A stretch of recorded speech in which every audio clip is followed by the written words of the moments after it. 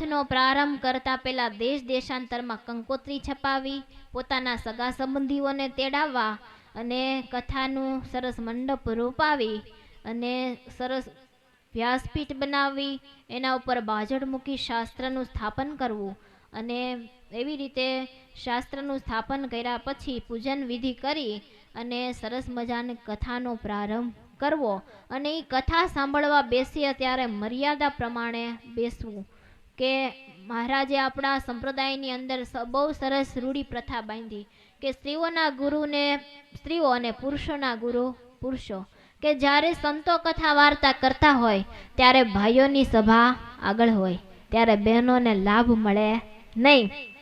અને જ્યારે સાંખ્યોગી બહેનો કથા કરતા હોય ત્યારે બહેનોને આગળ સ્થાન મળે. એટલે સ્વામીએ કીધું કે મર્યાદા પ્રમાણે કથાની અંદર બેસવું. કે કથા સાંભળવા બેસીએ ત્યારે લાંબા ટૂંકા પગ કરવા નહીં, વક્તાથી ઊંચા આસને બેસવું નહીં, બહેનોએ માથે ઓઢી અને કથા સાંભળવી, ખુલ્લા માથે કથા સાંભળવી નહીં.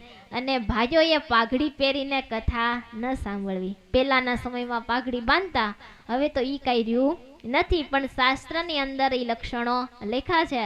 એટલે શતાનંદ સ્વામીએ હેમંતસિંહ રાજાને બતાવ્યા કે બહેનોએ માથે ઓઢી અને કથા સાંભળવી. અત્યારે હજી કચ્છની અંદર એવો રિવાજ છે કે નાની એવી છોકરી હોય ને તો એ દેવ દર્શને કે મંદિરે જાય ને તો માથે ઓઢીને જાય. એટલે એવી રીતે શ્રોતાના લક્ષણો બતાવ્યા કે શ્રોતાએ વ્યવસ્થિત મર્યાદા પ્રમાણે બેસી અને કથાનું રસપાન કરવું. કથા સાંભળતા સાંભળતા વચ્ચે બહુ વાદ વિવાદ ન કરવો. અને કથા સાંભળવા આવીએ ત્યારે ક્યારેક ખાલી હાથે આવવો નહીં. કેમ કે કથા સાંભળવા જઈએ અથવા દેવ દર્શને જઈએ તો પણ આપણા કહીને કે ધર્મનો વિધિ છે કે ખાલી હાથે જવાય નહીં. કે ફળ છે અથવા ફૂલ છે અથવા મૂઠડી છે અથવા પૈસા છે કે ગમે એ લઈને આવવું અને અર્પણ કરી અને પછી કથા સાંભળી. અથવા દેવ દર્શને જઈએ તો પણ એ મહારાજની આજ્ઞા છે કે ખાલી હાથે ક્યારેય દર્શન ન કરવા. એટલે જ્યારે કથા સાંભળવા માટે આવો ત્યારે પણ એ અનુસંધાન રાખવું અને કથામાં વચ્ચે વચ્ચે બહુ બોલવું નહીં. કે નકર કે સ્વામી કે ઘણા તાખ્યા વ્યવહાર ઉકેલી નાખે. એક કથામાં આવે તો વ્યવહાર ઉકેલવા આવે. ઘણાને એમ થાય કે હાલો નવરા છીએ તે ઘડી કાંટો મારી આવી, એટલા માટે આવે. ઘણા વક્તાને જોવા આવે કે હાલો વક્તા કેવી કથા કરે છે, આપણે જોઈ આવી. પછી ઘણા શું કરે, ચપ્પલ બદલવા આવે કે હાલો જૂના થઈ ગયા છે કથામાં કાંટો મારી આવી તો નવા લેતા હોય. એટલે એ બધું અનુસંધાન રાખવું કે કથામાં આપણે શા માટે આવીએ છીએ તો કે ભગવાનને પામવા માટે. આ જીવાત્માનું રૂઢી કરી અને પરમાત્મા સુધી પહોંચવા માટે કથામાં આવીએ છીએ. તો કથામાં આવ્યા પછી એવી રીતે મર્યાદાપૂર્વક બેસી અને કથા સાંભળીએ તો આપણને પૂરેપૂરું ફળ મળે. એટલે હેમંતસિંહ રાજાએ પ્રશ્ન પૂછ્યો તો એટલે સ્વામીએ એક પછી એક લક્ષણો બતાવ્યા કે શ્રવણ ભક્તિ છે એ અધિક ભક્તિ છે, એટલા માટે શ્રોતાની વિશેષ મહાનતા આપી.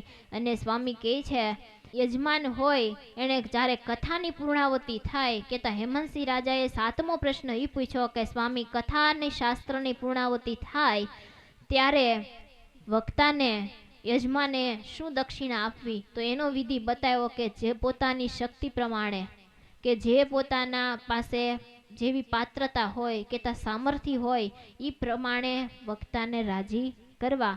એવી રીતે સ્વામીએ પૂછેલા હેમંતસિંહ રાજાના પ્રશ્નના ઉત્તરો આપ્યા અને સ્વામીએ આખા ગ્રંથની વાત સંભળાવી. ત્યારે હેમંતસિંહ રાજાએ પ્રશ્ન કર્યો કે હે શતાનંદ સ્વામી, તમે આ મને જે પ્રશ્નના ઉત્તર આપ્યા પછી શાસ્ત્રની મહાનતા કીધી, પણ એ બદલ હું તમને એ પૂછું છું કે આ શાસ્ત્ર સાંભળ્યા પછી કોઈને એવું કાંઈ ફળશ્રુતિ થઈ હોય તો એવો મને કોઈ પ્રસંગ કહો ને.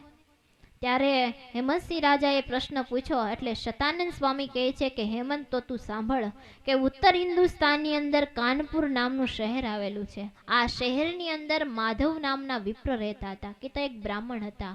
એને કલ્યાણજી નામનો દીકરો હતો, પોતે ગર્ભ શ્રીમંત હતા, ખૂબ સમૃદ્ધિ હતી. ઉંમર લાયક થયા એટલે એના લગ્ન થયા, 2-4 સંતાનો થયા. પણ હરી ઈચ્છાથી પૂર્વના પ્રારબ્ધ અનુસાર એને 3 કાળનું જ્ઞાન થઈ ગયું. કોને? તો કે કલ્યાણજીને 3 કાળનું જ્ઞાન થઈ ગયું. 3 કાળ કયા? તો કે ભૂતકાળ, વર્તમાન કાળ ને ભવિષ્ય કાળ. કે પૂર્વે જન્મની અંદર પોતે કેવા કેવા દુઃખ ભોગવીને આવ્યા એની એને સ્મૃતિ થઈ ગઈ. અને વર્તમાનની અંદર તો જે પરિસ્થિતિની અંદર પોતે જીવતા હતા એ તો એને ખબર જ હતી, પણ ભવિષ્યની અંદર એના જીવાત્માનું શું થશે એ પણ એને ખબર પડી ગઈ. ત્યારે કલ્યાણજીનું હૃદય અતિ ઉદ્વેગથી ભરાઈ ગયું. કેમ કે બધું દેખાવા મળે એટલે દુઃખ તો થાય. એટલે ક્યાંય એને સંસારની અંદર આસક્તિ રહી નહીં અને બધેથી આસક્તિ તૂટી ગઈ. એટલે કલ્યાણજી પોતાને ઉદ્વેગ વાળું હૃદય એને શાંત કરવા માટે અનેક ઉપાયો કર્યા. અનેક ભેખધારીઓ, સંતો, મોટા મોટા મઠધારી, મંડલેશ્વરો બધાઈને મળ્યા, બધાઈને ઉપાય પૂછ્યા, પણ કોઈ એનું દુઃખ ટાળી શક્યું નહીં. અને જ્યારે કલ્યાણજીનું દુઃખ નથી ટેળ્યું ને ત્યારે બિલકુલ મન ઉદાસ થઈને સંસારમાંથી છૂટી ગયું છે. એનું મન ક્યાંય સંસારમાં લાગતું નથી. અને જ્યારે સંસારમાંથી મન ઉઠી જાય ને ત્યારે એ વાત પણ હકીકત છે કે આપણામાંથી પણ બધાને મન ઉઠી જાય, કેતા હેત બધાને ઓછું થવા મળે. એ કે કલ્યાણજીને સંસારમાંથી હેત ઓછું થયું એટલે એનું સંસારમાં વ્યવહાર ધંધામાં કે મન નહોતું લાગતું, એટલે એનામાંથી પણ ધીમે ધીમે બધાનું મન ઉઠવા માંડ્યું. આ દુનિયા એવી સ્વાર્થની છે કે સ્વાર્થ વિના કોઈ પ્રીતિ કરતું નથી. કે જ્યારે આપણે ઘરના કામકાજ કરતા હોઈએ કે કાંઈક કમાણી કરતા હોઈએ ત્યારે બધાને સારા લાગીએ, પણ જ્યારે જીવનમાં એવો સમય આવે એને આપણા પાસેથી બધું છૂટી જાય ત્યારે ઘરના સભ્ય જે આપણને હેતથી બોલાવતા હોય ને એનું જ હેત ઓછું થઈ જાય. એ પણ એ જીવાત્માને ક્યારે સમજાય? સમય વયો જાય પછી સમજાય. એ પછી તો શા કામનું? એ કે એક યુવાન હતો, એ સંત પાસે રોજ આવે. એટલે એક દિવસ સંતોએ કીધું કે ભાઈ રોજ તમે સેવા કરવા આવો છો તો આજ બપોરે અહીંયા ને અહીંયા ઠાકોર જમાડી લો. ત્યારે યુવાને એમ કીધું કે સ્વામી તમને ન ખબર હોય, અમે કહેવાય સંસારી. એ મારી સાથે મારી માતા પિતા, મારા ઘરવાળા, છોકરા એ બધાને કેટલું હેત હોય સ્વામી. હું ઘરે ન જાઉં ને ત્યાં સુધી કોઈ જમે નહીં. એ બધાય મારી રાહ જોઈને બેઠા હોય એટલું મારી સાથે બધાને હેત છે. ત્યારે સ્વામી કે અરે યુવાન, એ તને કાંઈ ખબર નથી કે આ દુનિયા તો સ્વાર્થની સગી છે, કે જ્યાં સુધી સ્વાર્થ હોય ને ત્યાં સુધી હવ પ્રીતિ કરે. ત્યારે યુવાન કે નહીં સ્વામી તમે નહીં માનો. ત્યારે સ્વામી કે તું નથી માનતો? કે અમને તો આખી દુનિયાની ચિત્રની તો ખબર જ છે કે દુનિયા કેવી છે. ત્યારે કે જો તારી જાણવું છે તો કે યુવાન હા મને બતાવો તો હું જાણું કે સ્વાર્થ કેવો છે મારી પ્રત્યે. ત્યારે કે કાંઈ વાંધો નહીં, તારે ઘરે જઈને ખાલી એટલું કરવાનું કે તને ચક્કર આવ્યા અને તું પડી ગયો અને એટલું પડી જાજે, પછી તારે હલવા ચલવાનું નહીં, વાયલો બધું અમે સંભાળી લઈશું. એટલે આ ભાઈ તો ઘરે ગયા. એ હજી દરવાજામાં અંદર ગયા ન ગયા ત્યાં તો ધબનારાને પડી ગયા. બધાય દોડધામ કરવા મળ્યા કે ભાઈને કાંઈક થઈ ગયું, ભાઈને કાંઈક થઈ ગયું. પણ હવે કરે શું? આમ થયું નહોતું કાંઈ, પણ આ તો બધું નાટક હતું. એટલે થોડીક વાર થઈ ત્યાં સંતો પધાર્યા. એટલે કે સ્વામી અમારા દીકરા ઉપર કાંઈક કૃપા દ્રષ્ટિ કરો, એને કાંઈક થઈ ગયું. ત્યારે સ્વામી કે લ્યો એમાં શું, કાંઈ નથી કરવાનું, એક દૂધનો લોટો લાવો. દૂધનો લોટો લાવ્યા સ્વામી એની ઉપરથી ઉતાર્યો ને કીધું કે જો આ જે દૂધ પીશે ને એ જાશે અને આ દીક ભાઈ બેઠા થશે. તો કે કરવું શું, પીવે કોણ? કે દૂધનો લોટો પીવે કોણ? જે પીવે એ જાય. ત્યારે ઘરની અંદર એક વૃદ્ધ દાદીમાં સૂતા હતા ખાટલામાં. કીધું કે એને પાઈ દે, હવે એ તો કઈ કામના છે નહીં. ત્યારે એ ડોશીમાં ન્યાથી બોલ્યા કે રેવા દેજો, અહીંયા લાવતા નહીં, મારે પીવો નથી. ત્યારે કીધું સ્વામીએ કે ભાઈ તમારા દીકરો એના પિતાને કીધું તમને તો વાલો જ હોય ને, તમે પી લો. ત્યારે કે ના રે ના, મારે કાંઈ પીવો નથી, એનો સમય આવ્યો તે ગયો, મારો સમય આવશે તે દી હું જઈશ. ત્યારે એના પિતાએ પણ ના પાડી દીધી. અને ત્યારે કીધું કે માને તો દીકરો અવશ્ય વાલો હોય, તો એની માતાને કેવા દૂધ પી જાય.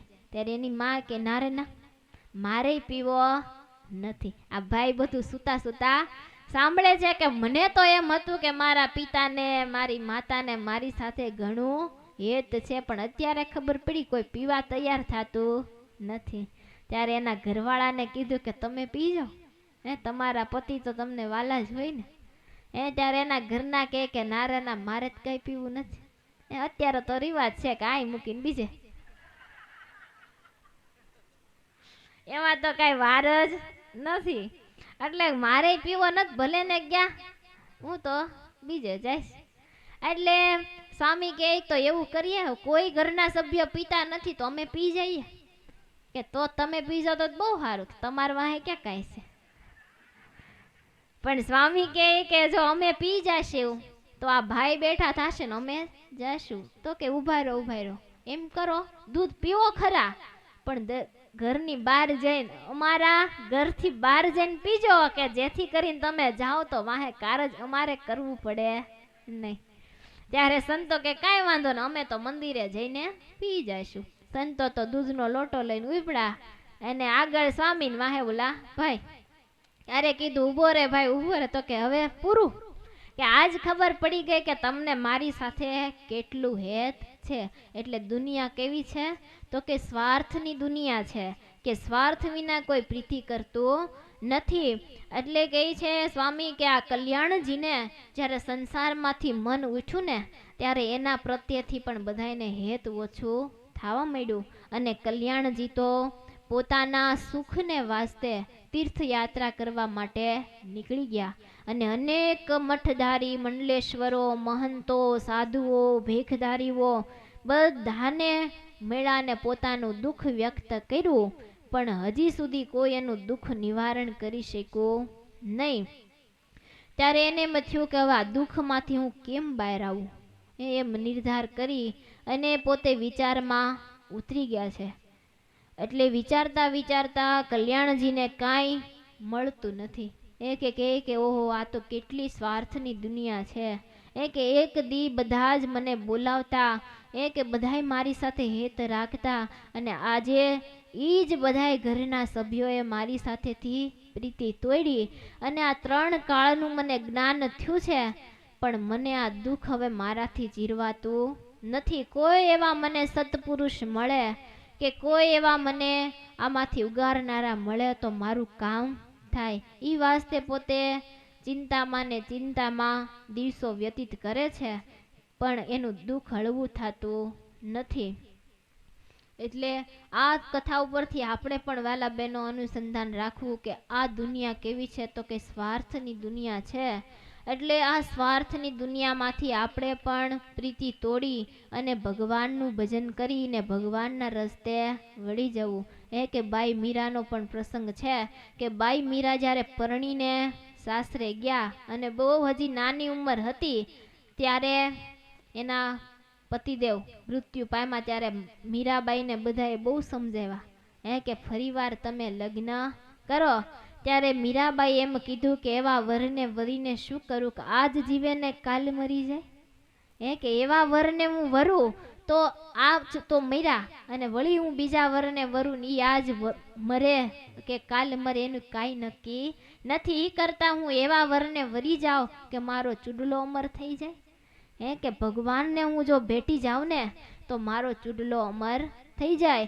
એટલે આ સંસારનો નાતો એવો છે કે આ સંસારમાંથી કાંઈ લીધા જેવું નથી, પણ જો સમજી અને આપણું જીવન સુધારીને ભગવાનના રસ્તે વાળી દઈએ ને તો બહુ સુખ અને સુખદ છે.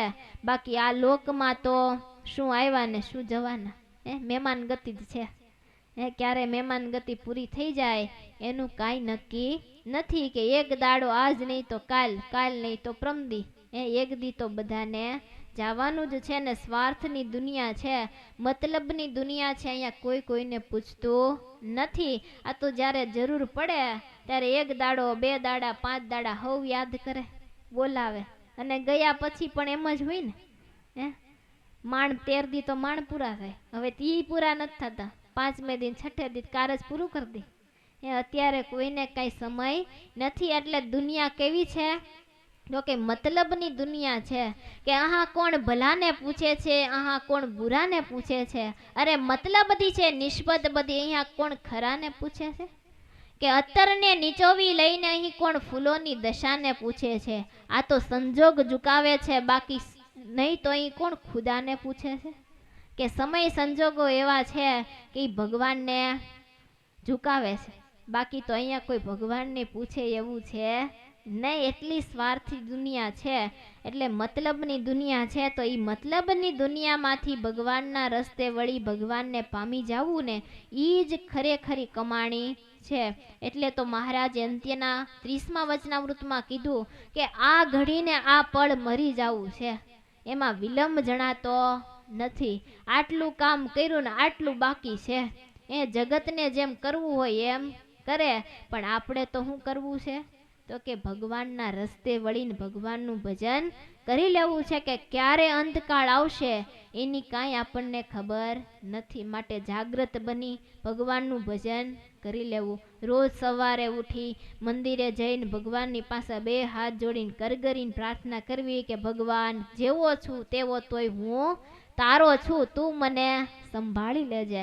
કે ભગવાન સિવાય આ લોકમાં આપણું કોઈ છે નહીં. એક ભગવાન જ એવા છે કે એ આપણી રક્ષા કરે, આપણી સંભાળ રાખે.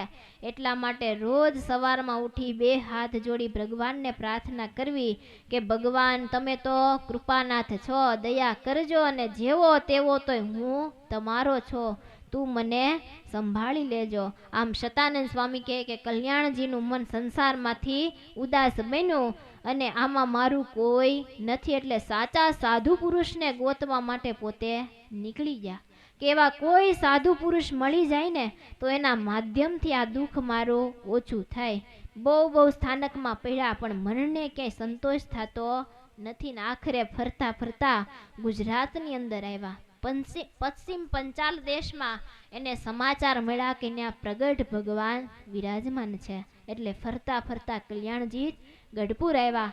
અને ગઢપુરની ધરતીની અંદર જ્યાં પગ મૂક્યો ને ત્યાં તો આનંદના ફુવારા છૂટવા માંડ્યા. અને એમ લાગવા માંડ્યું કે આ ગામની અંદર કોઈ પ્રગટ ભગવાન ચોક્કસ વિરાજમાન છે. કે જે ગામની અંદર ગોપીનાથજી મહારાજ હોય, એ લાડુબા, જીવબા, દાદા ખાચર, ગોપાળાનંદ સ્વામી, નિત્યાનંદ સ્વામી, બ્રહ્માનંદ સ્વામી, શુકાનંદ સ્વામી, પ્રેમાનંદ સ્વામી જેવા સમર્થ સાધુ વિરાજમાન હોય, અને એ ધરતીની અંદર પગ મૂકીએ ને શાંતિ ન થાય તો એવું શું? એવું ન બને કે ન શાંતિ થાય. કે એવી ધરતીની અંદર જ્યારે કલ્યાણજીએ પગ મૂક્યો ને ત્યારે આનંદના ફુવારા વછૂટવા માંડ્યા. ત્યારે એણે કોઈકને પૂછ્યું કે અહીંયા કોઈ સત્પુરુષ છે? ત્યારે એમ કીધું કે અહીંયા સત્પુરુષ તો નહીં, પણ સત્પુરુષની ખાણ છે. કે બધાય સત્પુરુષો તો અહીંયા જ બિરાજમાન છે. અને એમાંય આજે જ શ્રીમદ સત્સંગી જીવનની કથા દાદાના દરબારમાં પ્રારંભ થવાની છે. એવી રીતે કલ્યાણજીને વાત કરી અને કીધું કે શતાનંદ સ્વામી બહુ સમર્થ સાધુ છે, એ આ કથા સંભળાવે છે. અને આ શબ્દ સાંભળીને કલ્યાણજી આવ્યા અને પાછળ આવીને બેસી ગયા અને કથાનું પ્રેમથી શ્રવણ કરવા માંડ્યા. દાદાના દરબારની અંદર લીમડા નીચે શતાનંદ સ્વામી સત્સંગી જીવનની કથા સંભળાવે છે. અને જેમ જેમ કથા સાંભળવા લાગ્યા ને તેમ તેમ કલ્યાણજીનું દુઃખ હળવું થવા માંડ્યું. પૂર્વનું જે દેખાતું હતું, ભવિષ્યનું જે દેખાતું હતું, બંને દુઃખ ટળી ગયા અને અંતરમાં શાંતિ થઈ ગઈ. અને કથાની પૂર્ણાવતી થઈને ત્યાં તો સંપૂર્ણ દુઃખ બધુંય બંધ દેખાતું થઈ ગયું. અને 3 છોગલાવાળી પાઘના ધરતલ ભગવાન શ્રી હરિના દર્શન થવા માંડ્યા. અને આ કથા તો કેવી છે? આગળ કીધું ને કે પ્રગટ ભગવાનના દર્શન કરાવનારી છે. અને કલ્યાણજી તો ઊભા થઈને સ્વામીને વારંવાર વંદન કરવા માંડ્યા કે આ મારું દુઃખ હતું એ કોઈ ટાળી ન શક્યું. આજે મેં જ્યારે સત્સંગી જીવનની કથા સાંભળીને ત્યારે મારું દુઃખ સંપૂર્ણ ટળ્યું અને મને ભગવાનના કાયમને માટે દર્શન થવા માંડ્યા. ને હું તો બહુ મોટો બળભાગી બની ગયો. એમ વંદન કરતા કરતા સ્વામીને વંદન કર્યા ત્યારે સ્વામીએ કીધું કે મેં તમને જે કથા સંભળાવી ને એ અખંડ તમે સંભાળતા રહેજો ને યાદ કરતા રહેજો. અને આ કથા મુક્તિ કરનારી છે. અને કલ્યાણજીએ ફરીવાર ગઢપુર છોડ્યું અને આજીવન હરિભજન કર્યું ને જ્યારે દેહ છોડ્યો ને ત્યારે ભગવાન શ્રી હરિ અને સ્વયં તેડવા માટે આવ્યા. એ કે કલ્યાણજીએ ઠેર ઠેર ફેર્યા પણ ક્યાંય એને પોતાના દુઃખનો અંત ન જણાણો. પણ જ્યારે ગઢપુરની અંદર આવ્યા શતાનંદ સ્વામીએ સત્સંગી જીવન નામના ગ્રંથની કથા સંભળાવીને ત્યારે એનું દુઃખ હળવું થયું. અને સ્વામીએ એને કીધું કે કાયમને માટે તમે આ 3 છોગલાવાળી પાઘના ધરતા લેવા પુરુષોત્તમ નારાયણના દર્શન કરતા રહેજો કે જેથી કરીને તમારો અંતકાળ આવશે તો તમને સ્વયં ભગવાન તેડવા માટે આવશે. ને એને ભગવાન તેડવા માટે આવ્યા. અને હવે મુક્તાનંદ સ્વામી કહે છે કે હું મહાત્મા ભાગને સંકેલું છું. સ્વામીએ શતાનંદ સ્વામીના કહેવા પ્રમાણે જે મહાત્મા ભાગ લખ્યો એની ફળ સ્મૃતિ બતાવી અને મહાત્મા ભાગને મુક્તાનંદ સ્વામીએ પૂરો કર્યો. અને આ સમ્રાટ ગ્રંથરાજ સત્સંગી જીવનની કથાનો હવે પ્રારંભ થાય છે કે આ ચરિત્ર તો અનંત આત્માને તારવા માટે ભરપૂર ભરેલા છે કે જે ગ્રંથના માધ્યમથી જીવ ઈશ્વર માયા બ્રહ્મ અને પરબ્રહ્મના ગહન ભેદો સરળતાથી પ્રાપ્ત થાય એનો સત્સંગી જીવનનો પ્રારંભ સદગુરુ વર્ય શતાનંદ મુનિએ પ્રથમ 11 શ્લોકમાં મંગલાચરણ કરી અને આ કથાનો પ્રારંભ કર્યો છે. શતાનંદ સ્વામી કહે છે કે જેમ સૂર્ય ઉદય થાય ને ત્યારે તમામ અંધકારનો નાશ પામી જાય એમ ભૂમંડળ ઉપર અવતાર ધારણ કરતાની સાથે ભક્ત સમુદાયનો અજ્ઞાન રૂપી અંધકાર નાશ પામવા લાગ્યો. ધર્મ ભક્તિને ભાગ્યવાન બનાવીને જેને ઘેરે પુત્ર બનીને પ્રગટ થયા એવા હે ભગવાન શ્રી હરિ, હે ધર્મનંદન, હે ભક્તિનંદન, આપના ચરણારવિંદમાં મારા કરોડ કરોડ વંદન હજો. સ્વામી કહે છે કે હું પરબ્રહ્મનું મંગલાચરણ કરું છું. એ ભગવાન કેવા છે તો કે નરાકૃતિ પરબ્રહ્મમ સ્થિતો અક્ષરધામની. એ કે ભગવાનનું જેનું હું મંગલાચરણ કરું છું એ ભગવાન કેવા છે તો કે નરાકૃતિ કહેતા મનુષ્ય રૂપ ધારણ કરી અને મનુષ્ય જેવા આપણને દેખાય છે પણ એ તો કેવા છે પરબ્રહ્મ પુરુષોત્તમ છે. સ્થિતો અક્ષરધામની કહેતા એ અક્ષરધામમાં કાયમને માટે વિરાજમાન છે. પણ ભક્તોના ભાવ પૂરા કરવા માટે ભગવાન અત્યારે પૃથ્વી ઉપર નયન ગોચન વર્તે છે. એવા પોતાના ધામમાં સ્વરાટ થકા વિરાજમાન એવા ભક્તિનંદન ધર્મનંદનના ચરણારવિંદમાં હું મારા કોટી કોટી વંદન કરું છું. એવી રીતે સ્વામીએ નિર્ગુણી નિર્વિકારમય જેની અંદર માયાનો એક પણ ગુણ નથી એવા સ્વરૂપના સદાને માટે દિવ્ય નિર્ગુણ સ્વરૂપના ભગવાનને માની અને ભગવાનના ચરણોમાં વંદન કર્યા કે જે સ્વરૂપમાં કોઈ પ્રકારનો વિકાર નથી કહેતા કે કોઈ પ્રકારની માયાનો વિકાર નથી એવા અસંભવિતને સંભવિત બનાવી શકે એવા પુરુષોત્તમ નારાયણના ચરણારવિંદમાં હું વંદન કરું છું. કે ભગવાન છે એ કેવા છે તો કે માયાથી પર છે. પરમાત્મા તત્વ એવું છે કે જેની પાસે માયાનું કંઈ ઉપજતું નથી. કે ભગવાન દિવ્ય છે ને નિર્વિકારી છે. સત ચિત અને આનંદ એ ત્રણેય તત્વ છે જે સ્વરૂપમાં એવા અખંડ વિરાજમાન રહેવા ભગવાન સત કહેતા કે વર્તમાન કાળ હોય, ભૂતકાળ હોય કે પછી ભવિષ્યકાળ હોય, ત્રણેય કાળની અંદર એક જ સ્વરૂપે હોય, એને કાળ બાંધી ન શકે એવા ભગવાન પુરુષોત્તમ નારાયણ કે જેની અંદર કાળ કોઈ પણ ફેરફાર ન કરી શકે એવા સત એટલે ભગવાન છે. અને ભગવાનને સંબોધતા કહીએ છે કે આ પૃથ્વી ઉપર આપણે અસત કહીએ છીએ પણ મૃત્યુલોક તો કેવો છે અસત છે. શા માટે કે આજે જેવું દેખાય છે ને એવું કાલે થતું નથી કે જેની અંદર અવનવા ફેરફારો થતા હોય એને કહેવાય અસત. અને ભગવાન કેવા કીધા નિર્ગુણી નિર્વિકારી કે જેની અંદર કોઈ પ્રકારનો ફેર જ નથી, એને કોઈ કાળ બાદ કરી શકતો નથી. અને ભગવાન તો ફક્ત સત જ નહીં પણ ચિત્ત પણ છે. સત ચિત્ત અને આનંદની દિવ્ય મૂર્તિ છે કે ભગવાન હાલે છે, ચાલે છે, ભક્તોના ભાવ પૂરા કરે છે, ભોજનનો સ્વીકાર કરે, કોઈનું ભગવાન પાણી ગ્રહણ કરે, દરેક પ્રક્રિયા ભગવાનની ચાલુ ને ચાલુ છે. તો શેના વાસ્તે તો કે ભક્તોના ભાવ પૂરા કરવા માટે. એટલે ભગવાન સત ચિત્ત આ બે વસ્તુ ભગવાનને પ્રાપ્ત થઈ છે. એટલે ભગવાન એવા સતચિત અને આનંદ ઘન મૂર્તિ છે. અને ભગવાન તો સદાને માટે દિવ્યકારી અને આનંદ ઘન મૂર્તિ છે. એવા ભગવાનના ચરણોમાં હું મારા કોટી કોટી વંદન કરું છું કે જેની પ્રાપ્તિથી જેના યોગમાં આવવાથી આપણે પણ નિર્ગુણ થઈ જઈએ છીએ. એક એટલે તો પ્રેમાનંદ સ્વામીએ પોતાના પદની અંદર લખ્યું કે ગુણીને સંગે ક્યાંથી નિર્ગુણ થાય, ગુણીને સંગે ક્યાંથી નિર્ગુણ થાય, ગુણીને સંગે ક્યાંથી નિર્ગુણ થાય, જ્યાંથી આવ્યા ત્યાં પાછા સમાયા રાજ, સિદ્ધને પડકો છો તમે ચતુર સુજાણ, જ્યાંથી આવ્યા ત્યાં પાછા સમાયા રાજ, સિદ્ધને પડકો છો તમે ચતુર સુજાણ, સિદ્ધને પડકો છો તમે ચતુર સુજાણ. કે જેને માયાનો કોઈ સંબંધ થતો નથી, કે માયા જેને બાંધી શકતી નથી એવા ભગવાન નિર્ગુણ છે, કે ગુણીને સંગે કેતા માયાના યોગમાં આવે ને તોય તેમ છતાં પણ ભગવાનને એ માયા અડતી નથી એવા ભગવાન પરાત્મ પૂર્ણ પુરુષોત્તમ નારાયણ, એના ચરણોની અંદર સ્વામી કે હું મારા કોટી કોટી વંદન કરું છું. એ ભગવાન કેવા છે તો કે અનંત કોટી બ્રહ્માંડના આધાર કેતા માલિક છે, એનું આજે હું મંગલાચરણ કરું છું. અનેક બ્રહ્માંડના આધાર માલિક હોવા છતાં પણ આજે આપણને દ્રષ્ટિગોચર વર્તે છે કે દુનિયાની મહત્વતામાંથી દ્રષ્ટિ હટી જાય ને ભગવાન માટે દ્રષ્ટિ નથી પહોંચી શકતી. એટલે આ દુનિયાની જરાક મોટપ મળે ને એટલે આપણે કોકના હાથ નીચે દબાઈ જઈએ, પણ જ્યારે નાશવંત વસ્તુ મળે ને એ તો નાશ થનારી જ છે.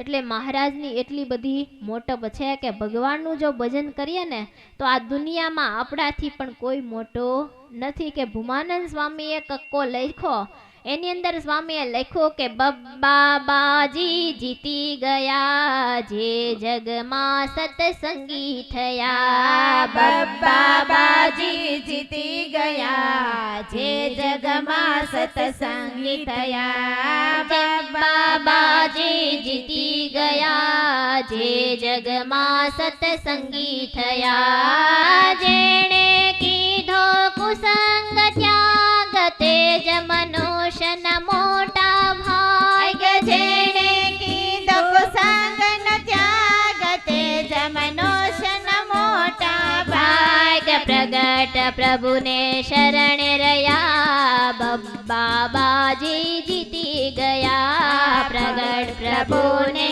શરણ રહ્યા બબ્બાબાજી જીતી ગયા, બબ્બાબાજી જીતી ગયા, બબ્બાબાજી જીતી ગયા.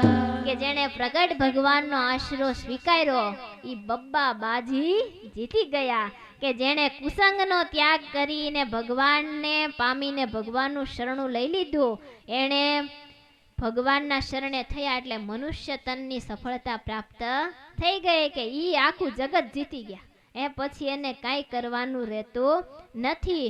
એટલે ભગવાનની પ્રાપ્તિ થવી ને એ એટલી મોટી મહત્વતા છે કે જેથી કરીને જગતની જરાક મોટપ દેખાય તો પોતાની જાતને સામાન્ય ન જાણવી, પણ જો ભગવાનનું ભજન કરીએ ને ભગવાનના ભક્ત થઈએ ને તો ઘણી મોટપ મળી જાય. કે મોટા માણસો તો ઘણા હોય પણ આ લોકની મોટપ શા કામની, તો કે આ લોકની મોટપ તો આ લોકમાં ને લોકમાં રહેવાની. જ્યારે આપણને ભગવાનની ભજન ભક્તિ રૂપી મોટપ મળે ને ત્યારે સાચી કમાણી થઈ કહેવાય. કે મહારાજ એકવાર ઝાલાવાડ દેશમાં વિચરણ કરતા હતા. એક ગામની અંદર મહારાજે મોટી સભા કરી ત્યારે એક વામપ્રસાદ નામના સ્વામી હતા હારે. તો એક શેઠ આવીને સભામાં બેઠા એટલે સ્વામીએ મહારાજને કાનમાં જઈને કીધું કે મહારાજ આ આવ્યાની શેઠ બહુ મોટા છે, એ બહુ રૂપિયાવાળા છે. ત્યારે મહારાજ કંઈ બોલ્યા નહીં. થોડીક વાર થઈ સ્વામી પાછા આવ્યા, મહારાજ આ શેઠ બહુ રૂપિયાવાળા છું. તો વળી મહારાજ કંઈ બોલ્યા નહીં. વળી સભામાં જઈને સ્વામી બેસી ગયા. વળી ત્રીજી વાર ઊભા થઈને આવ્યા, સ્વામીથી રહેવાનું નહીં. કે મહારાજ આ શેઠ બહુ રૂપિયાવાળા. મહારાજ કે રૂપિયાવાળા હોય બટકા ભરો, રૂપિયાને શું કરવા છે? કે જેનો રૂપિયો ભગવાનને અર્થે ન કામ આવ્યો અને ભગવાનનું ભજન કરતા નથી ને આ લોકમાં મોટા શેઠિયા થઈને ફરે તો શા કામનું? મહારાજ કે અમારે તો કાંઈ લેવા દેવા નથી, અમને તો જે ભજન કરે એ અમારો નાનામાં નાનો ભગત હોય તો અમને વાલો છે. કે અમને રૂપિયાવાળા હારે કાંઈ મતલબ નથી. એ કરોડપતિ હોય તોય ભલે ને અબજોપતિ હોય તોય ભલે, પણ અમારો ભક્ત જો સામાન્ય હોય ને તો પણ અમને એની ઉપર બહુ હેત છે અને એ બહુ મોટો ભગત છે. મહારાજ કહે કે અમને તો અમારો ભગત વાલો છે, એ પછી નાનો હોય કે મોટો. એટલે તો ભગવાનને કહે ને કે કેવા છે, ગરીબની ઘરે ભગવાન પહેલા છે, કેમ કે એનો ભાવ બહુ મોટો હોય. એ કે ઘરની અંદર ના હોય પણ ભગવાનને આપવાની ઈચ્છા ને ભાવના બહુ મોટી હોય. એટલે તો જ્યારે કૃષ્ણ ભગવાન યુધિષ્ઠિર દુર્યોધનની ઘરે ગયા ત્યારે દુર્યોધને આજ્ઞા કરી કે અમારી ઘરે જમો. ત્યારે ભગવાન કહે કે તારા મેવા મિષ્ટાન અમને ફાવે નહીં, અમે તો વિદુરજીની ઘરે જઈને લુખી ભાજીને સૂકો રોટલો જમશું, એમાં અમને આનંદ આવશે. એટલે ભગવાન તો કેવા છે, બહુ જ મોટા છે, અનંત કોટી બ્રહ્માંડના આધાર છે, પણ મનુષ્યને માટે પોતે મનુષ્ય જેવા થઈ અને આપણને નયન ગોચર વર્તે છે. એટલે શતાનંદ સ્વામી કહે છે કે અનંત કોટી બ્રહ્માંડના આધારભૂત એવા અનંત કોટી બ્રહ્માંડમાં અનેક સ્વરૂપે વિરાજમાન છે અને અનંત રૂપે વિરાજમાન હોવા છતાં આજે મારા જેવા આત્માને પરમ સુખ આપવા માટે અમારા નયન ગોચર વર્તે છે ને, એવા હે ધર્મનંદન, હે ભક્તિનંદન, હું તમારા ચરણોમાં કરોડ કરોડ વાર વંદન કરું છું. એ કે આપણા મનમાં સંકલ્પ થાય કે આવડા મોટા ભગવાન હતા તો શું કામ ભગવાન ધરતી ઉપર આવ્યા છે? ભગવાન ધારત તો ત્યાં ચપટી વગાડતામાં અનેક જીવાત્માના કલ્યાણ કરીને ધામમાં પહોંચાડી શકત, એટલી ભગવાનમાં સામર્થ્ય છે. છતાં પણ ભગવાન આ લોકની અંદર આવ્યા. એક વખત અકબરે પૂછ્યું એના બિરબલને કે આ ભગવાન છે, એવું કહેવાય છે ખુદા સ્વયં આ લોકની અંદર અવતાર ધારણ કરીને આવે તો એ વાત સાચી કે કેમ? કે ખુદા તો સામર્થ્યવાન હોય કે પોતાનામાં લોકમાં રહ્યા થકા બધું કાર્ય સંભવિત કરી શકે, તો એમ છતાં પણ આ લોકમાં શા માટે આવે? તો કે આજે નહીં, એક દિવસ સમય આવશે ને ત્યારે હું તમને બતાવીશ. સમય પછી સમય જવા માંડ્યો એટલે દિવાનજીએ એક એના કુંવરની જેવું જ પૂતળું બનાવ્યું મીણનું, અને એના દાસીને કીધું કે જ્યારે રાજા અને હું બે આમ નીકળીએ ફરવા માટે, તળાવના કિનારે જ્યારે આટો મારતા હોઈએ ને ત્યારે આ મીણનું પૂતળું તારે રમાડતું રમાડતું આવવાનું, તળાવમાં ફેંકી દેવાનું. દાસી કે કઈ વાંધો નહીં. બધી વ્યવસ્થા થઈ ગઈ પછી રાજાને કીધું કે હાલો આપણે ફરવા માટે જઈએ. રાજા અને દીવાનજી બે ફરવા માટે નીકળ્યા એટલે સામેથી દાસી રમાડતા રમાડતા આવ્યા, જાણે કુંવર જ હતા એમ રાજાના મનમાં. એટલે દાસીએ તળાવમાં ફેંકા, ઈ ભેગો રાજાએ કૂદકો માર્યો અને બહાર કાઢ્યો કુંવરને તો મીણુનું પૂતળું. એ બહાર આવીને રાજા તો ઘડી ક્રોધાયમાન થઈ ગયા, પણ દીવાનજી કહે કે ક્રોધ કરશો નહીં. કે તમે મને સમય થોડા દિવસ પહેલા પ્રશ્ન પૂછ્યો તો કે ભગવાન ખુદા સ્વયં આ લોકમાં શા માટે આવતા હશે, તો એનો ઉત્તર આપવા માટે મારે આ ઘટના ઘટેવી પડી, એટલા માટે મેં આ મીણનું પૂતળું બનાવ્યું છે. કે તમારે જ્યારે તમારી બાજુમાં જ હું દીવાન તરીકે હતો અને તમે તો રાજા કેવડા મોટા કહેવાઓ, તેમ છતાં પણ તમે કોઈની પરવા કર્યા વગર સીધો તળાવમાં ધૂપકો માર્યો. તો એવી જ રીતે ખુદા એના ભક્તની રક્ષા કરવા માટે આ લોકમાં આવતા હોય છે. એને જરૂર ના હોય એના બેઠા તકા ચપટી વગાડતામાં બધું કરી શકે, પણ એને એનો ભક્ત એટલો બધો વાલો છે ને તો એનું દુઃખ જોઈ શકતા નથી ને, એટલે એને દુઃખમાંથી બહાર કાઢવા માટે સ્વયં ભગવાનને આ લોકમાં આવવું પડતું હોય છે. એટલે ખુદા અવતાર ધારણ કરીને આવે છે. ત્યારે રાજાને વાત મનાણી કે વાત સાચી છે કે ભગવાનને એટલા માટે જ આ લોકમાં આવવું પડતું હોય, બાકી ભગવાન જો આ લોકમાં આવે તો એને કેટલું દુઃખ સહન કરવું પડે. કે આણંદની બજારની અંદર જ્યારે સ્વામિનારાયણ ભગવાન કાઠી દરબારોને લઈને નીકળ્યા ત્યારે બધાએ કાદવ કચરો ને બધું મહારાજ માથે ઉડાડ્યું, તો કેટલું અપમાન સહન કર્યું. અને જ્યારે લંકામાંથી સીતાજીને લાવ્યા ત્યારે ધોબીએ મેણું માર્યું કે બીજાના ઘરમાં રહેલી નારને હું ન રાખું તો રામ રાખે. એ તો એવા ભગવાન કેવડા મોટા તોય આ લોકમાં આવ્યા તો એને મેણા સહન કરવા પડ્યા, આ લોકમાં માન અપમાન સહન કરવા પડ્યા, તો પણ શાને વાસ્તે? તો કે ભગવાન એના ભક્તની ઈચ્છા પૂરી કરવા માટે, અનેક આત્માના શ્રેય કરવા માટે પરમાત્મા ભૂતળ ઉપર પધારતા હોય છે અને અનેક ભાવિક ભક્તોના વિવિધ સંકલ્પો પોતે પૂરા કરતા હોય છે. અને મહારાજ કહે કે આ ભૂંડળમાં આવીએ છીએ એ અમારા ભાવિક ભક્તોના ભાવ પૂરા કરવા. કે ઘણાના મનમાં એવો સંકલ્પ હોય છે કે ભગવાન અમારા પુત્ર થાય, કોઈના મનમાં એવો સંકલ્પ હોય કે ભગવાન મારા ભાઈ થાય, કોઈના મનમાં એવો સંકલ્પ હોય કે ભગવાન મારા પતિ બને, કોઈના મનમાં એવો સંકલ્પ હોય કે ભગવાન અમારા સખા બને, કોઈના મનમાં એવો સંકલ્પ હોય કે ભગવાન અમારા ગુરુ બને, અને કોઈના મનમાં એવો સંકલ્પ હોય કે ભગવાન અમારા શિષ્ય બને. તો અનેક જીવાત્માના સંકલ્પ પૂરા કરવાને વાસ્તે મહારાજ કે અમે આ લોકમાં મનુષ્ય રૂપ ધારણ કરીને આવીએ છીએ. એને નકર તો ભગવાન એવડા મોટા છે કે નિત્ય અસંખ્ય દિવ્ય ગુણ મંડિલ, કે જેના ચરણની અંદર ગુણો નિત્ય સેવી રહ્યા છે, કે એને પરમાત્માની સામે આવીને સ્તુતિ કરવી પડે છે કે અમારો અંગીકાર કરો. કે ભગવાન આપણે શેનાથી શોભીએ? તો કે આપણામાં ગુણ હોય ને તો આપણે શોભીએ, અને ભગવાન ગુણો ભગવાનથી શોભે છે. એટલે ભગવાનને પ્રાર્થના કરે કે ભગવાન તમે અમારો સ્વીકાર કરો ને તો અમે પણ શોભીએ. એટલે ભગવાન બધાય ગુણોનો સ્વીકાર કરતા હોય છે. કે ભગવાન જળ વસ્તુનો સ્પર્શ કરે તો એની કિંમત કેટલી વધી જાય. કે તમે જ્યારે ગઢપુર જાઓ ત્યારે દાદા ખાચરના દરબારના મધ્ય ભાગની અંદર જે લીંબતર ઊભો છે એને તમે અડીને સ્પર્શ કરીને પગે લાગો, બેસીને દંડવટ કરો અને એનો સ્પર્શ કરો, તમને કેટલો આનંદ થાય. પણ શા માટે?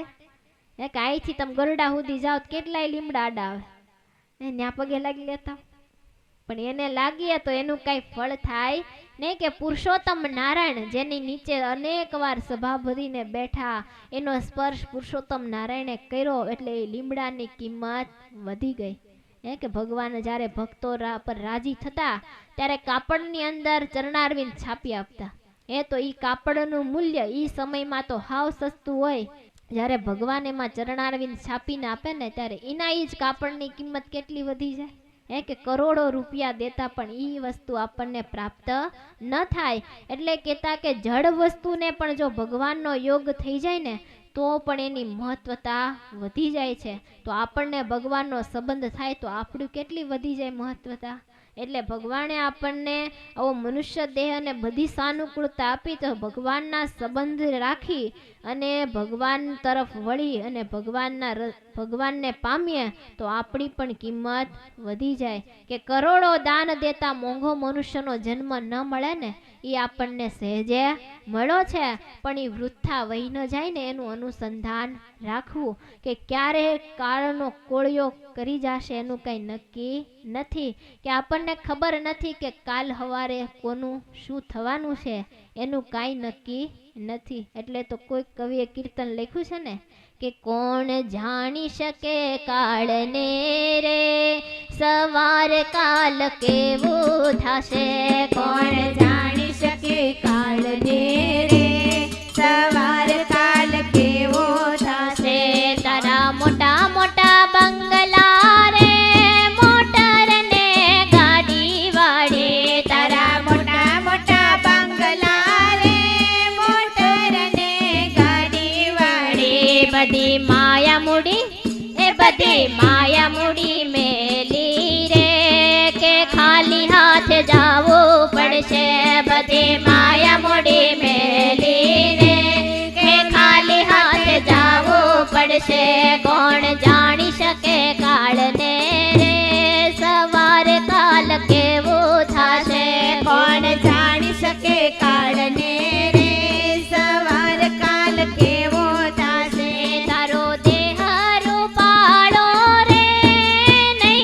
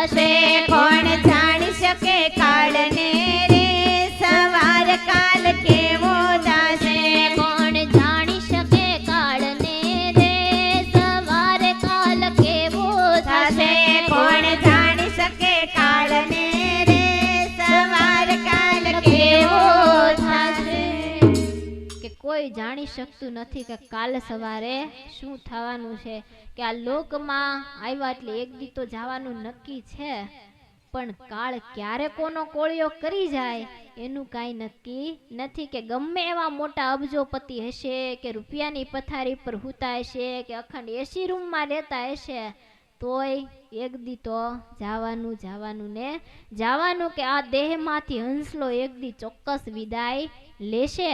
પણ ઈ વિદાય લે ઈ દુનિયા ભેગી થઈને લાકડામાં બાળી દેશે.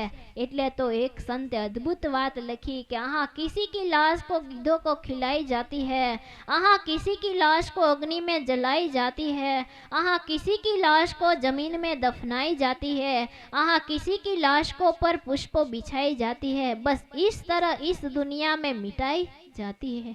કે કોઈને કોઈ ગીધોને ખવડાવી દેવામાં આવે, કોઈની લાશને અગ્નિમાં જલાવી દેવામાં આવે, તો કોઈને જમીનમાં દાટી દેવામાં આવે. અવનવી જેની પ્રથા હોય એ પ્રમાણે આ દેહનો અંત આવે. પણ કોઈને ઘરમાં રાખતો નથી. ગયા ભેગું કે હાલો કાઢો જટ બહાર, સવારમાં ગયા હોય તો સાંજે પડવા દે ને, બપોર તો માણ થાય, જટ બહાર કાઢો. એટલે આ દુનિયામાં જે આવ્યા એને તો ભેગા થઈને એક દિવસ સળગાવી દેશે, 5-15 દી તો માણ બધાય યાદ કરશે, અને પછી તો પાછા હતા એમના એમ. એટલે માટે સ્વામી કહે છે કે પરમાત્માની આરાધના કરીને ભગવાનનું ભજન કરશું તો જ ડાયા ને હોશિયાર ને કુશાગ્ર બુદ્ધિવાળા કહેવાશું. એટલે આ મનુષ્ય તન પ્રાપ્ત થયું છે એને સાર્થક કરી, બાકી તો બધે વૃદ્ધાદ છે. એ કે હવે ક્યારે કોનું આંબી જાય એનું કાંઈ નક્કી નથી. ઓલો બકાલી હોય એને વાડાની અંદર ચીબડાના વેલા વાવ્યા હોય તો રોજ તપાસ કરવા જાય કે પાક્યું છે કે નહીં, પાક્યું છે કે નહીં. એવી રીતે કાળ રોજ આપણી ઉપર આખો દીમાં આટા મારે છે કે ક્યારે એનું દીઠ પાકે ને ખેડવીને લઈ જાવ. એટલે રોજ કાળ આટા મારીને વયો જાય છે. એટલે એક દી તો જવાનું છે. એટલે અનુસંધાન રાખવું કે આપણને જે આ ધનુષ્ય દેહ મળ્યો છે એને કાળ આંબે ને એ પહેલાં ભગવાનનું ભજન કરી, ભગવાનની આરાધના કરીને ભગવાનને સોંપાઈ જાશું તો આ લોકમાં આવ્યા એ સાર્થક થઈ જશે. બાકી તો લોકમાં આવ્યા ને જવાના એમાં તો કાંઈ નક્કી નથી. એટલે શતાનંદ સ્વામી અદ્ભુત વાત બતાવે છે કે અરે 33 કરોડ દેવતાઓ મસ્તક જેના ચરણની અંદર ઝુકાવે છે, અને છતાં પણ જેની ઝાંખી થવી દુર્લભ છે, અષ્ટસિદ્ધિ 9 નિધિ જેના પાવલિયા પૂજે છે ને, એવા ધર્મનંદન ભક્તિનંદન ભગવાન શ્રીના ચરણારવિંદમાં હું કોટી કોટી વંદન કરું છું. કે ભગવાન કેવડા મોટા છે એની આપણને પ્રાપ્તિ થઈ છે. કે 33 કરોડ દેવતા રોજ મસ્તક ઝુકાવીને ભગવાનના ચરણોમાં પ્રાર્થના કરે છે. એવા મોટા ભગવાન છે એની આપણને પ્રાપ્તિ થઈ છે. કે ભગવાન કેવા છે તો કે ઈશ્વર તથેશ્વર, ઈશ્વરના પણ ઈશ્વર છે, કારણમ કારણમ કારણના પણ કારણ છે. આ સૃષ્ટિની અંદર દરેક વસ્તુની પાછળ કાંઈકનું કંઈક કારણ હોય. એ કે કારણ વિના કોઈ કાર્ય સંભવિત બનતું નથી. કારણ હોય ત્યાં કાર્ય સંભવિત બને. અને આટલી વિશાળ પૃથ્વી છે એનું કારણ જળ છે, જળનું કારણ તેજ છે, તેજનું કારણ વાયુ છે, ને વાયુનું કારણ આકાશ છે, ને આકાશનું કારણ અહંકાર, ને અહંકારનું કારણ મહત્તત્વ, અને મહત્વત્વનું કારણ છે પ્રધાન પુરુષ, ને પ્રધાન પુરુષનું કારણ છે મૂળ પુરુષ, અને મૂળ પુરુષનું પણ કારણ હોય તો મૂળ અક્ષર છે, અને મૂળ અક્ષરનું પણ કારણ હોય તો પુરુષોત્તમ નારાયણ છે. એવા મોટા શ્રીહરિ છે, પણ એનું કારણ કોઈ જ નથી. એટલે સ્વામીએ કીધું કે કારણમ ચ કારણમ, કારણના પણ કારણ છે. એવા હે ધર્મનંદન, હે ભક્તિનંદન, હે ભગવાન શ્રીહરિ, આપના ચરણારવિંદમાં મારા કરોડ કરોડ વંદન હજો. એવી રીતે અદ્ભુત રીતે 11 શ્લોકની અંદર સ્વામીએ મંગલાચરણ કર્યું. અને ત્યાર પછી શતાનંદ સ્વામી આ ગ્રંથના વક્તા કહેતા સુરત મુનિનું જીવન ચરિત્ર લખે છે. કે શતાનંદ સ્વામી કહે છે કે સુરત મુનિનો જન્મ ક્યાં થયો એનું હવે સ્વામી કે હું આખ્યાન કહું છું. ભારત વર્ષની અંદર કુરુક્ષેત્ર નામનું સ્થાન આવેલું છે, કે જ્યાં મહાભારતની અંદર પાંડવો અને કૌરવોનું મહાભયંકર યુદ્ધ થયું હતું. એ સ્થાનકની અંદર સુરત મુનિનો જન્મ થયો. પણ થોડા મોટા થયા, 7 વર્ષની ઉંમર થઈ ત્યાં શ્રીમદ ભાગવત વાંચતા હતા. અને વાંચતા વાંચતા જ્ઞાન થયું કે આ દેહ કરીને ભગવાન ભજાય, બીજું કાંઈ કરાય નહીં. આ શાસ્ત્રનો મત છે. એ કે સુરત મુનિનું આખ્યાન કહે છે. એનું પ્રાગટ્ય ક્યાં થયું? તો કે કુરુક્ષેત્રની અંદર એનું પ્રાગટ્ય થયું. કુરુક્ષેત્ર કયું? તો કે કૌરવ અને પાંડવોનું જ્યાં મહાયુદ્ધ થયું એ કુરુક્ષેત્ર, એની અંદર આ સુરત મુનિનું જન્મ થયો. પણ જન્મ થયો, થોડા મોટા થયા અને 7-8 વર્ષના થયા હતા. એક દિવસ ભાગવતની કથા વાંચતા હતા. ભાગવત વાંચતા વાંચતા એને ખબર પડી કે આ દેહ મળ્યો છે તો આ દેહ કરીને ભગવાન ભજાય, બાકી બીજું કાંઈ કરાય નહીં. કે શાસ્ત્રમાં કીધું છે ને કે 25 વર્ષ સુધી માણસોએ વિદ્યાભ્યાસ કરવાનો, પછીથી 50 વર્ષ સંસાર વ્યવહારમાં, અને 50 થી 75 ભગવાનનું ભજન કરવામાં. એટલે 25 થી 25 વર્ષ પેટનું કરવાનું, પછી વેઠનું કરવાનું, પછી ઠેઠનું કરવાનું. એટલે ભગવાને આપણને આયુષ્ય આપી છે તો આ દેહ કરીને ભગવાનનું ભજન કરવું. કે યુવાની અને બાળપણ તો વયું જ જવાનું છે, વૃદ્ધ અવસ્થા આવશે ત્યારે ભગવાનનું ભજન કરશું એવી આશા રાખવી નહીં. કેમ કે વૃદ્ધ અવસ્થામાં તો શું થાય, પછી આંખે દેખાવાનું બંધ થઈ જાય ને, કાને સંભળાય નહીં, પછી પેટમાં માલ બરાબર પચે નહીં, અને જિંદગી આખી આપણી સ્વતંત્ર છે એ પરતંત્ર થઈ જાય, કોકને આધીન થઈ જાય.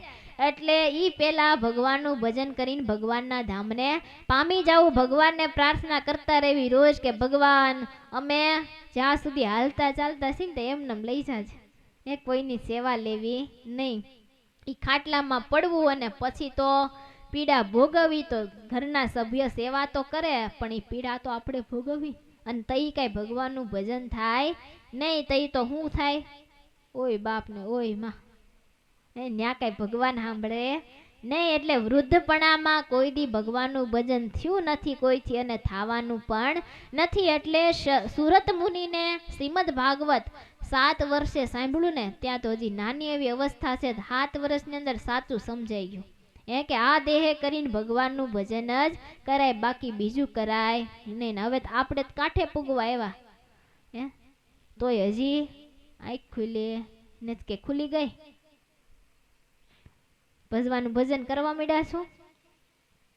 એ હવારમાં ઉઠી નાઈ ધોઈને પવિત્ર થઈ અને માળા ફેરવવી, પૂજા પાઠ કરવા, એ તો હાલતા ચાલતા ભગવાનનું ભજન કરવું. એ કે જિંદગીની અંદર ભગવાનના ભજન રૂપી ભાતું બાંધશું ને તો બંધાશે, બાકી તો કોઈનું કામ પૂરું થયું નથી ને ક્યારેય થવાનું નથી.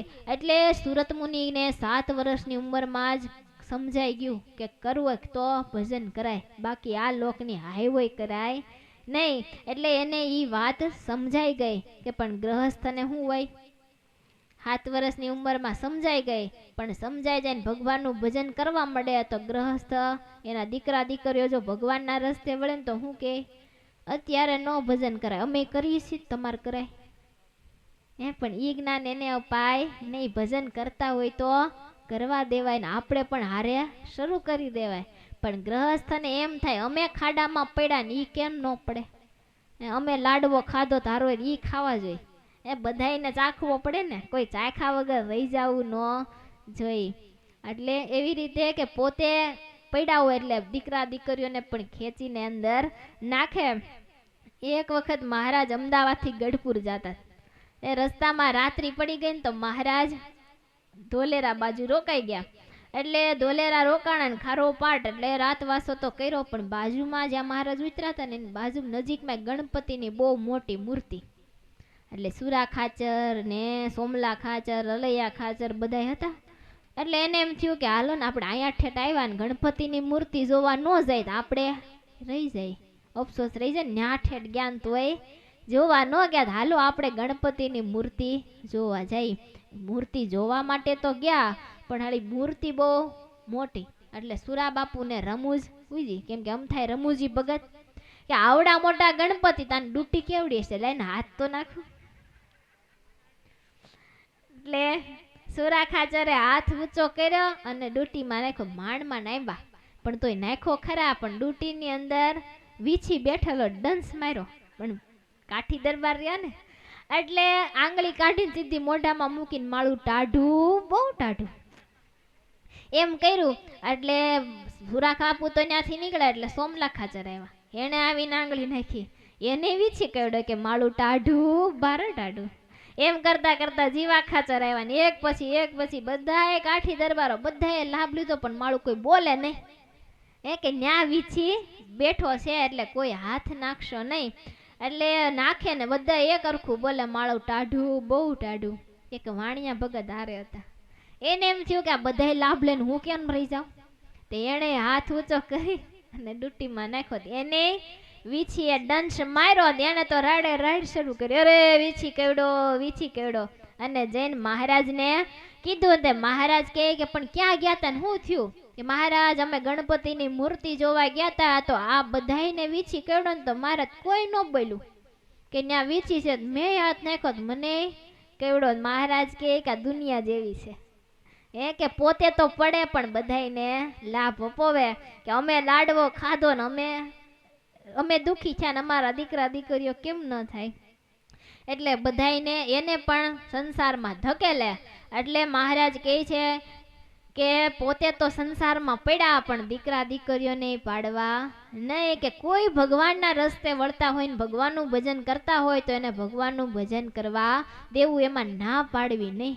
કે આ સુરત મુનિને 7 વર્ષની ઉંમરમાં ભગવાન ભજાય એવી એને ખબર પડી ગઈ ને એને રજા ચિઠ્ઠી માગી પણ કોઈએ રજા આપી નહીં. એ તો કોઈ આપે જ નહીં.